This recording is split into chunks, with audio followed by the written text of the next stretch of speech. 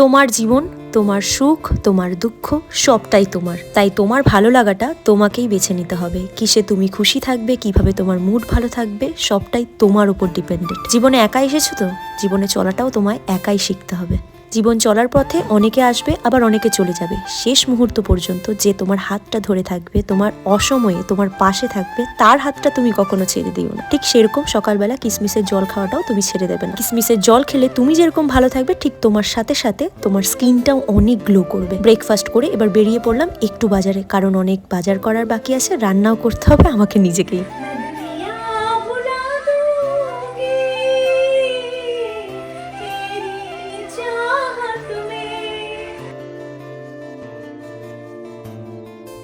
চলো, এখন সন্ধে বলবো না বিকেল বলবো বুঝতে পারছি না, 4টে বাজে। তো ভাবলাম চলো, আমার শো টাইম হলো 6টার সময়। তো আমি এখানে এই জামাগুলো নিয়ে নিলাম, আমি এখন মুভি দেখতে যাব। তো যেহেতু ঠান্ডা পড়েছে, চলো এই জামাগুলো পরে আমি একদম ফিরে আসি ক্যামেরার সামনে তোমাদের সামনে। আর আমি রেডি হয়ে চলে এসেছি। আই নো দ্যাট আমার চুলগুলোর অবস্থা খারাপ, যদি মানে একটু বাউন্সি আগের চুলগুলো একটু স্ট্রেট ছিল, তাই তো। তো চলো এখন স্ট্রেট করা যাক। আমি নিচে কি প্যান্ট পরেছি সেটাই তো দেখালাম না, দাঁড়াও। ওই কি আর দেখানো যায়? দাঁড়াও, এই যে এইভাবে দেখো, আমি নিচে এই প্যান্টটা পরেছি। পুজোর সময় যেটা কিনেছিলাম সেই প্যান্টটা পরেছিলাম। আমার বাইরে ঠান্ডা পড়েছে তো এখন আমি এইটা পরে নিই। এবার আমার প্রফেশনাল স্ট্রেটনার কিনতে হবে। কোন স্ট্রেটনারটা কিনলে ভালো হয় বলো তো, তোমরা কমেন্টে জানিও। দিদির দেওয়া এই স্ট্রেটনারটা আমি কতদিন চালাবো বলো তো, অনেক বছর হয়ে গেছে। এই চুল বাঁধাটাই আমার জন্য পারফেক্ট। আমি চুল ছাড়তে পারবো না ভাই, বিকজ আমি চুল স্ট্রেট করেছিলাম এই জন্য যে তখন চুলটা সুন্দর ছিল, কি সুন্দর স্ট্রেট ছিল। আর এবার আমি চুল স্ট্রেট করিনি। এবার এই চুল স্ট্রেট নিয়ে একটা আলাদা ধরনের কথা আছে, সেটা আমি পরবর্তীতে তোমাদের সাথে শেয়ার করব, ঠিক আছে। পুরো বাস করে দিয়েছে, আমার মতন ভালো মানুষ দেখে কিছু বলেনি, কিন্তু আমার জায়গায় যদি অন্য মানুষ থাকতো তাহলে ওর পুরো ব্যান্ড বাজিয়ে দিত, ঠিক আছে, পুরো ব্যান্ড বাজিয়ে দিত। আমি এটা পুরো কি 500% গ্যারান্টি সহকারে আমি বলতে পারি। কিন্তু আমি বলবো, অবশ্যই বলবো, কারণ আমার চুলের 12টা বাজিয়েছে, আমি বলবো না। তো আমি ওপরে জ্যাকেটটা পরবো। আমি তো এইভাবে বডি বিল্ডারের মতন যেতে পারি না ঠান্ডার মধ্যে, কারণ ভাই আমার ঠান্ডা লাগে।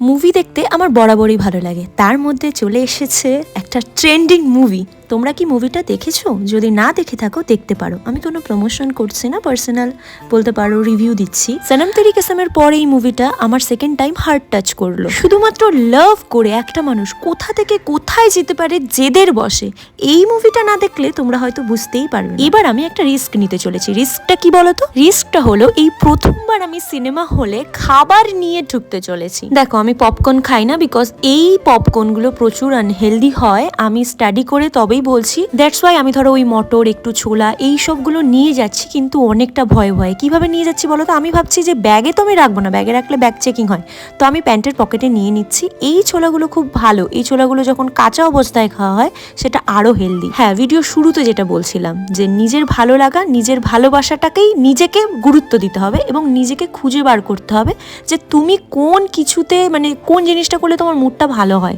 দেখো, আমার মুভি দেখলে এবং ডান্স করলে আমার মুডটা ভালো হয়। আজ আমার মুডটা ভীষণ অফ ছিল, বিকজ সামনে একটা বড় জিনিস করতে যাচ্ছি, তো তার জন্য একটু টেনশনে ছিলাম, কি করে করব কি না করব, সেই জন্য অনেক টেনশনে ছিলাম।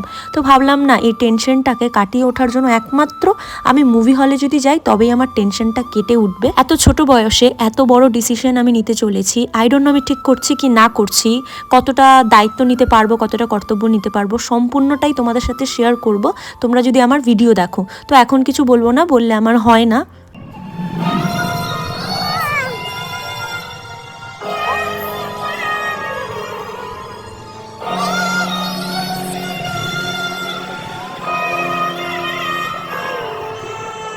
সত্যি করে বলবে তো, এখনকার দিনে সত্যিকারের রিয়েল লাভটা আছে কি নেই? আমার বড্ড ভয় লাগে। তোমাদের থেকে কমেন্টে জানতে চাই তোমাদের লাভ এক্সপিরিয়েন্স কীরকম, অবশ্যই আমাকে কমেন্টে জানাবে। আজকের কমেন্ট আমি সবার কমেন্ট পড়বো। হাই পান্তা, hello hello, how are you? তুমি আমাকে দেখে ভয় পায় পালাই জায়গা। আমাকে দেখে ভয় পাও কেন? হ্যাঁ, আমি কি তোমাকে বুকু দেই? হ্যাঁ, ও খোঁজে, ও ইঁদুর খোঁজে। হ্যাঁ, ও কিন্তু ইঁদুর খুঁজতেছে, প্রচুর ইঁদুর হয়েছে তো সেই জন্য ইঁদুর খোঁজে। পান্তা শোন, এত কিউট না ও, আর সবচেয়ে বড় কথা হচ্ছে ওর গলার এই ঘন্টাটা আমার এত ভালো লাগে। ওই দেখো কি করছে আবার এখানে, মানে এই যে কাপড়গুলো যে আছে না, ওই কাপড়গুলোর এখানে ইঁদুর খোঁজে। ওর জন্য আমার ঘরে না ছোট ছোট ইঁদুর হয়েছিল, এখন ওর জন্য ইঁদুর নেই, মানে ইঁদুরের অত্যাচারই নেই, থ্যাঙ্কস টু পান্তা। তা আমি বসেছিলাম ঘরে, আজকে সাধারণত আমি সেরকম কিছুই বানাইনি। এটা হচ্ছে পরের দিন, ঠিক আছে। আমি জানি ভ্লগগুলো কন্টিনিউ হচ্ছে না, কিন্তু তোমরা আমার বড় ভিডিও দেখতে চাও তো সেই জন্য আমি শেয়ার করি। তো আজকে ডিমের ঝোল বানিয়েছিলাম, আর কিচ্ছু বানাইনি, ভাল লাগছিল না। তো ভাবলাম না চলো এখন সন্ধে হয়েছে, একটু কিছু খাওয়া যাক আর চিকেন বানানো যাক। তার জন্য চিকেন অর্ডার দিয়ে দিলাম, আর হচ্ছে ব্লিঙ্কিট থেকেই অর্ডার দিয়েছি, কারণ এখন আমার বাজারে গিয়ে আনার সময় নেই, কারণ মোবাইলে আমার অজস্র কাজ পড়ে রয়েছে, অজস্র। একটা কথা তোমাদের সাথে শেয়ার করি, মানে মোবাইলটাকে ক্যামেরাটাকে অফ করে রেখে দিয়েছিলাম, তারপর আবার কাজের কথা বললাম দেখে আবার মাইন্ডে আসলো যে না এই কথাটা তোমাদের সাথে শেয়ার করি।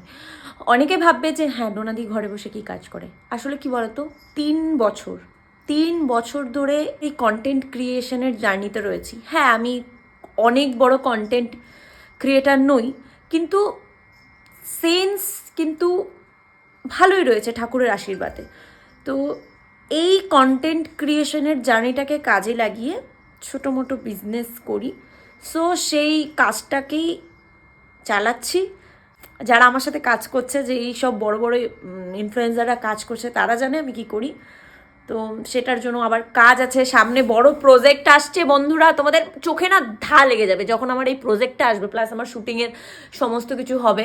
তোমরা চোখে একবারে, আমি এখন কিছু বলছি না, কারণ আমি যখনই আগে থেকে কিছু বলি তখন সেই জিনিসটা অনেক ভেস্তে যায়, কিন্তু না, ভগবানের আশীর্বাদে, মা বিপত্তারিণী মার আশীর্বাদে, হ্যাঁ কাজগুলো হয়তো দেরি হয় কিন্তু কাজগুলো হয় কিন্তু। তো চলো, আমার সেই জন্য প্র্যাকটিস করা প্লাস অ্যাক্টিংটাকে প্র্যাকটিস করতে হবে। হ্যাঁ কোথায় আছেন, চলে এসছে তেরে না। হায় রে, আমি তো চাবিটাই আনতে ভুলে গেছি, কি অবস্থা।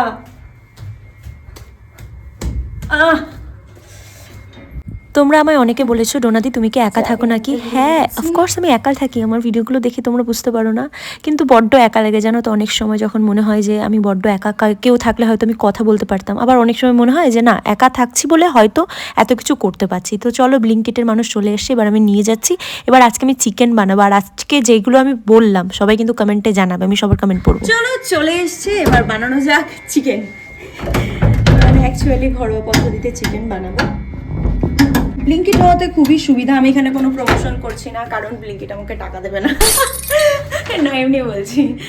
তো চলো যাওয়া যাক, না হয়ে গেছে এখন সন্ধ্যের কিছু স্ন্যাক্স করে তারপরে বানাবো রান্না। ব্লিঙ্কিট থেকে অর্ডার কি আসলো দেখানো যাক।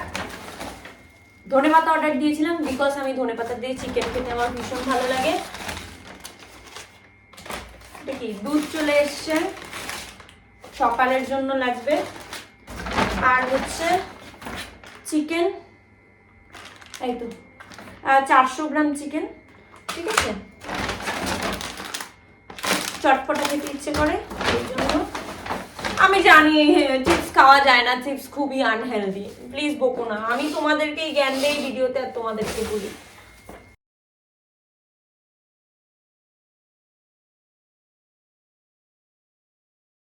উইন্টার সিজন চলে এসেছে বন্ধুরা, কার কোথায় প্ল্যান আছে ঘোরার অবশ্যই বলবে। দেখো আমারও কিছু কিছু প্ল্যান রয়েছে, আমি জানি না প্ল্যানগুলো সাকসেস হবে নাকি, প্ল্যান তো করি বাট প্ল্যানগুলো সাকসেস লাস্ট পর্যন্ত আমার হয় না। তাই আমি ঠাকুরকে বলছি যে এইবারের প্ল্যানগুলো অবশ্যই সাকসেস হতে হবে।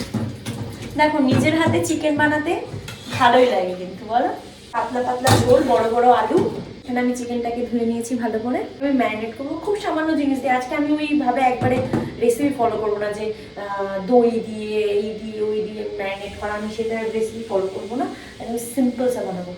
আচ্ছা তোমাদের চিকেন ভালো লাগে না মাটন ভালো লাগে? দেখো মাটন আগে আমি খেতাম না, বাট এখন আমার মাটন খেতে খেতে না ওই মাটনের যে নাল্লির পিসটা রয়েছে সেই পিসটা আমার একমাত্র ভালো লাগে। আর চিকেন তো অলওয়েজ আমার ভালো লাগে। তো চিকেনটাকে আজকে আমি একদম খুব সাধারণভাবে বানাবো, কারণ অত ঘিচিমিচিতে আমি বানাতে চাই না। কেন ব্র্যান্ড প্রমোশন করবো, আমি কোন চিপটা খাচ্ছি কিছু দেখাবো না, একদম পুরো কষিয়ে আর একটু ঝোল ঝোল করবো, মানে কষা মাংস খাবো আর একটু ঝোল ঝোল ভাবেও খাবো। শঙ্কর করে তেরা বেটা क्योंकि तुझे भी पता चले कि इश्क में जो मर जाते हैं वो भी किसी का बेटा होता है। তোমাদের বললাম না মুভি দেখতে দেখতে সনম তেরি কসমের পর এই একটা মুভি আমার ভীষণ হার্ট টাচ করেছে। তো সেই জন্য এই মুভিটা দেখার পর দেখো রান্না করতে করতে মানে পেঁয়াজ কাটতে কাটতে আমি অ্যাক্টিং করছি। তো চলো আমি এখানে একদম সিমসামভাবে বানাচ্ছি, সেটা আমি রেসিপিটা শেয়ার করলাম না, সেই জন্য তোমরা দেখে দেখে বুঝে নাও।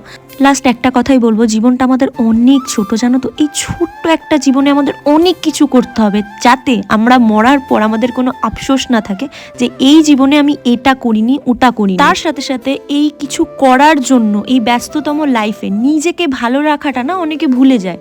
তার জন্য নিজেকে ভালো রাখতে হবে। দেখো নিজে যদি ভালো না থাকো কাজ করবে কি করে বলো। কালারটা জাস্ট দেখো তোমরা, এত অসাধারণ বানিয়েছি না আমি, জাস্ট অসাধারণ কালারটা দেখো।